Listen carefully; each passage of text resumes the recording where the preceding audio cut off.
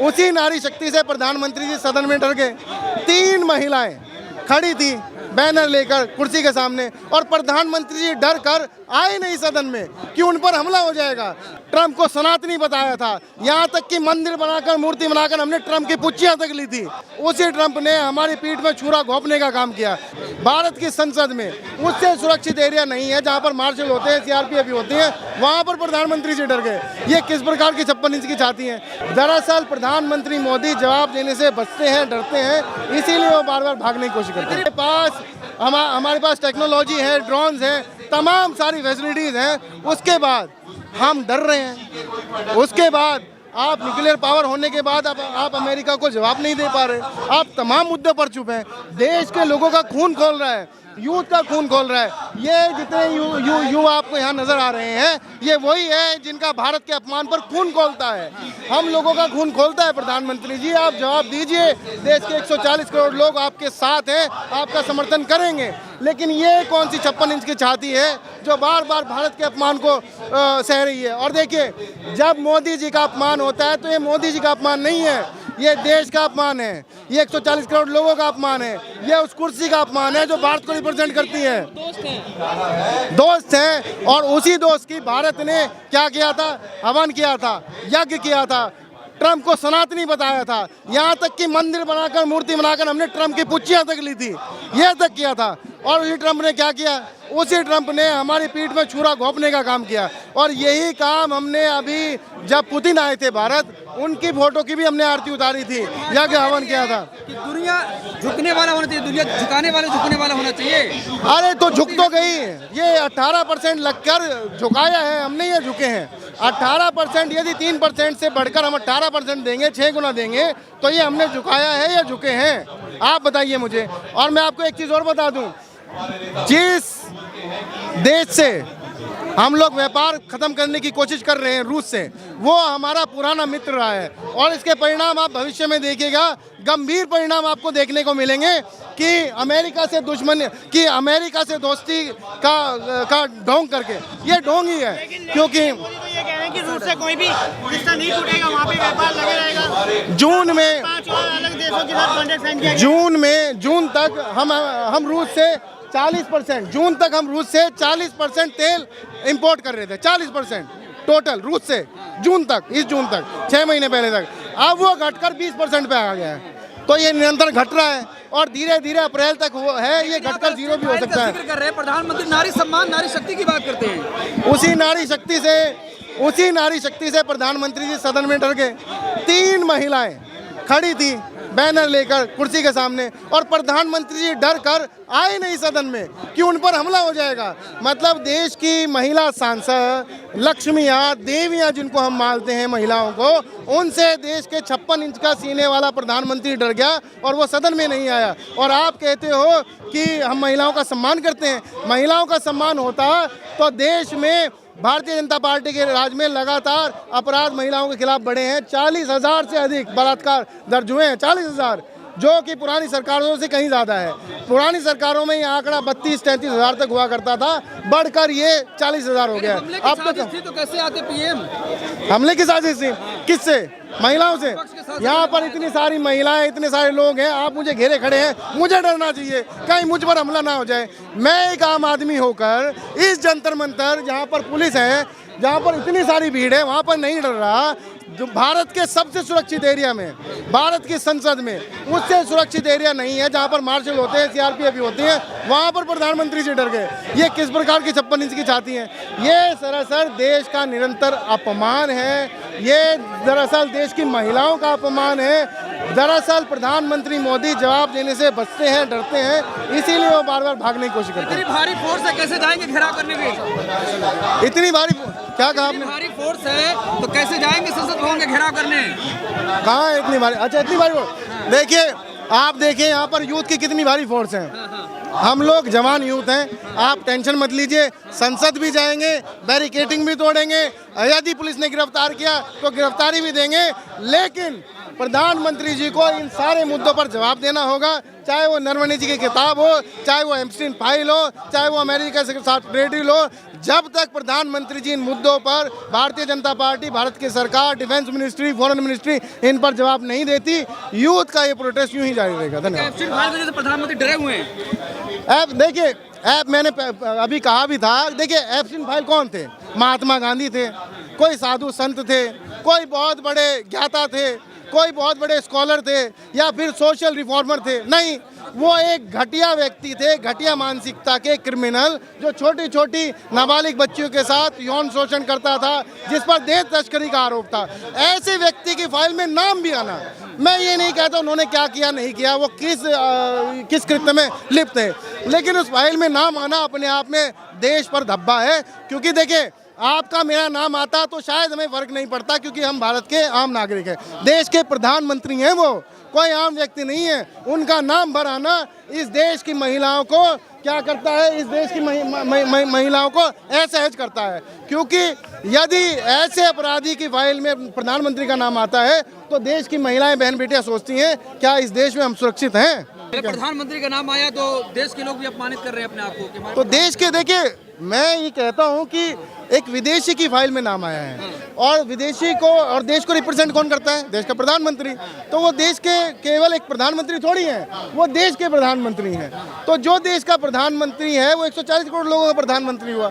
जब उनके साथ कुछ होगा तो इन अंतर्राष्ट्रीय स्तर पर भारत के जो लोग हैं उनका भी तो अपमान होगा ना। तो इसीलिए मैं कहता हूं कि प्रधानमंत्री के अपमान को आप व्यक्तिगत तौर पर मत देखिए, ये व्यक्तिगत अपमान नहीं है, ये 140 करोड़ लोगों का अपमान है। हल्ला मचा करके आप लोग जो है भारत का अपमान कर रहे हैं। ये हम लोग हल्ला मचा रहे हैं, मीडिया जो है इस खबर चला रही है, चुप रहिए, खामोश रहिए। देखिए, हमने 3-4 सवाल है, आप जवाब दीजिए। 3-4 सवाल क्या है? नरवणे जी की जो किताब है, जिसको राहुल गांधी सदन में लेकर आए, राहुल गांधी जी को कोट करने दीजिए, उसमें क्या लिखा, उसके बाद नरेंद्र मोदी जी सफाई दें। एप्स्टीन फाइल पर नरेंद्र मोदी जी सफाई दें। यूएस डील क्या हुई है, किन शर्तों पर हुई है, क्या भारत का जो कृषि क्षेत्र है उसको अमेरिका के दरवाजे उस कृषि क्षेत्र के लिए खुलेंगे? अमेरिका की जो मंडियां हैं, अमेरिका का जो कृषि का सामान है वो भारत में आएगा, डेयरी का सामान भारत में आएगा? क्या इन शर्तों पर डील हुई है? और अमेरिका ने अभी ये भी कहा है कि यदि आपने रूस से तेल खरीदा तो भैया हम निगरानी कर रहे हैं, और यदि आपने रूस से तेल खरीदा तो हम दोबारा 25% टैरिफ लगा दें। क्यों भाई? क्या हम गुलाम देश हैं? किसकी औकात है कि भारत पर निगरानी रखेगा? हम एक स्वतंत्र देश है, रिपब्लिक इंडिया है, हमारे खुद की डिसीजंस हैं। हम जिससे चाहे उससे तेल खरीदें, जिससे चाहे उसके साथ व्यापार करें, जिससे चाहे उससे व्यापार ना करें। अमेरिका कौन होता है? क्या हम गुलाम देश हैं? ये तो वो वाला बनाना रिपब्लिक हो गया कि अमेरिका बताएगा हमें किधर झुकना है, अमेरिका बताएगा हमें कब सोना है, अमेरिका बताएगा हमें कब उठना है। अमेरिका ये डिसाइड नहीं करेगा कि हमें रूस से तेल खरीदना है। और मैं चाह रहा हूँ, मैं आप सभी मीडिया वालों से हाथ जोड़कर मैं तो ये चाहता हूँ, मेरी ये ईश्वर से प्रार्थना है कि नरेंद्र मोदी जी का नाम एप्स्टीन फाइल में ना आए। मैं तो चाहता हूँ कि ईश्वर करे कि उनका नाम एप्स्टीन फाइल में ना आए।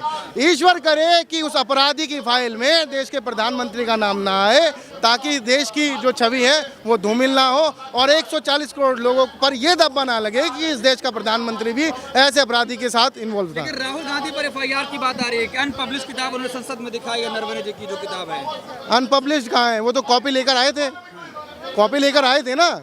और 2 साल से आपने डिफेंस मिनिस्ट्री ने उस किताब को रोका हुआ है। आप 15 साल तक किसी किताब को रोक दो तो क्या उसमें लिखी बातें झूठ हो जाएंगी? यदि उसमें लिखी बातें झूठ हैं तो आप उसको करेक्टेड करके आपको नरवणे जी पर केस करिए।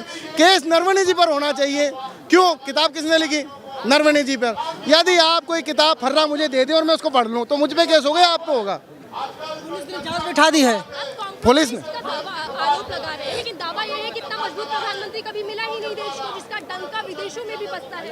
देखिए, डंका नहीं बज रहा, जो ये डंका बज के जो है बैंड बजा पड़ा है, डंका नहीं बज रहा। हमारा बैंड बजा पड़ा है, और वो कैसे बजा पड़ा है कि भारत की इकोनॉमी लगातार गिर रही है, जो डॉलर है वो लगातार ऊपर जा रहा है। जब कांग्रेस सरकार बदली, यानी भारतीय जनता पार्टी की सरकार आई, तो 56 रुपये के आसपास USD हुआ करता है, US डॉलर। आज हम पहुंचकर 92 रुपये पर पहुंच गए हैं। और मेरी एक वीडियो है, मैं आप बोलेंगे तो मैं लिंक भेजूंगा, जिसमें मैं फ्रांस गया था 4 साल पुरानी, सॉरी 3 साल पुरानी। 3 साल पहले मैं फ्रांस गया, मेरे पास 500 के नए नोटों की गड्डी थी। मैंने वहाँ पर जाकर जो एक्सचेंज होता है, फॉरेन एक्सचेंज जो होता है, वहाँ पर अपनी करेंसी को चेंज कराने की कोशिश की। तो वहाँ पर मुझे जवाब आया कि हम ये करेंसी नहीं बदल सकते क्योंकि भारत की करेंसी वीक हो चुकी है, अनस्टेबल है। तो उन्होंने उस करेंसी को ही चेंज करने से बदल दिया, मना कर दिया। आप ये देखिए, आवाज का घेराव करने जा रहे हैं, मुख्य मांग क्या है? क्योंकि प्रधानमंत्री हो या बीजेपी कोई अन्य नेता, किसी तरीके का बयान तो सामने नहीं आया अभी तक। देखिए, मुख्य मांग ये है कि 3 चीज़ों पर प्रधानमंत्री अपना जवाब दे। एप्सिन फाइल पर कि कैसे देश के प्रधानमंत्री का नाम आया तो क्यों आया और किस वजह से आया, क्या वो मीटिंग थी, क्या उसमें कुछ और भी कार्य थे। दूसरा, इस बात पर जवाब दे कि 4 स्टार ऑफ डेंसिटी जो किताब है उसमें जो कोट किया गया है उसमें कितनी सत्यता है, और सत्यता नहीं है तो फिर अब तक नरवणे जी पर केस क्यों नहीं हुआ, और सत्यता है तो उस किताब को पब्लिश होने क्यों नहीं दिया जा रहा, पब्लिश तो हो चुकी है, बिकने क्यों नहीं दिया जा रहा। और तीसरा कि अमेरिका के साथ जो ट्रेड डील हुई है, बात सुन लीजिए, अमेरिका के साथ जो ट्रेड डील हुई है उसमें क्या क्या डील हुई है, किन शर्तों पर हम 18% टैरिफ के लिए तैयार हुए हैं, ये इन सब बातों को खुलासा करें। लेकिन आज बयान ये सामने आया है कि अनपब्लिश्ड बुक को अगर रिलीज कोई करेगा तो उस पर कानूनी एक्शन लिया जाएगा। तो अनपब्लिश, देखिए मैं वही कह रहा हूँ कि 15 साल तक आप कोई बुक पब्लिश ना होने दो, आप होल्ड करके रखो। तो आप क्या कह रहे हो कि उस किताब में लिखी हुई सारी चीज़ें झूठ हैं। यदि उस किताब में लिखी, देखिए वो डिफेंस मिनिस्ट्री के पास 2 साल से पड़ी किताब, उस किताब में यदि चीज़ें झूठ हैं तो डिफेंस मिनिस्ट्री को 2 साल से क्या सो रही थी डिफेंस मिनिस्ट्री, उन्होंने नरवणे जी पर केस क्यों नहीं किया, वो कोर्ट क्यों नहीं गए, उन्होंने FIR क्यों नहीं की। यहाँ पर मोहम्मद दीपक, जो दीपक कुमार हैं, उन पर FIR हो जाती है, क्यों? क्योंकि वो एक मुस्लिम व्यक्ति को बचा रहे थे। किन से? जो आतंकवादी मानसिकता के लोग हैं, बजरंग दल वाले, जो दंगा फैलाने की कोशिश कर रहे थे, उस व्यक्ति पर यदि FIR हो सकती है तो इतना बड़ा झूठ फैलाने वाले नरवणे जी, यदि वो झूठ फैला रहे हैं, उन्होंने झूठ लिखा है, तो उन पर तो FIR कब की हो जानी चाहिए थी, उन पर तो देशद्रोह का मुकदमा चलना चाहिए था, लेकिन ऐसा कुछ तो नहीं हुआ। कानूनी बात कहकर यही डर बचाया जा रहा है कि राहुल गांधी हो या फिर नरवणे हो, उन पर कानूनी एक्शन लिया जाएगा। तो ये तो देखिए शुरू से सरकार की दबाने की, सप्रेस करने की नीति रही है। मैं तो, हमारे ऊपर खुद FIR हुई है, मेरे ऊपर, मैं तो अमेरिकन एम्बेसी पर प्रोटेस्ट किया था टैरिफ के खिलाफ, मेरे ऊपर FIR हुई है। और मैं कह रहा हूँ मोहम्मद दीपक कुमार जैसे व्यक्ति पर, जो समाज को जोड़ने का काम कर रहा था, एक ऐसा संदेश दे रहा था जिससे समाज जुड़े, लोग जुड़े, बटे ना, उस व्यक्ति पर, बजरंग दल पर FIR नहीं, उस व्यक्ति पर FIR होगी।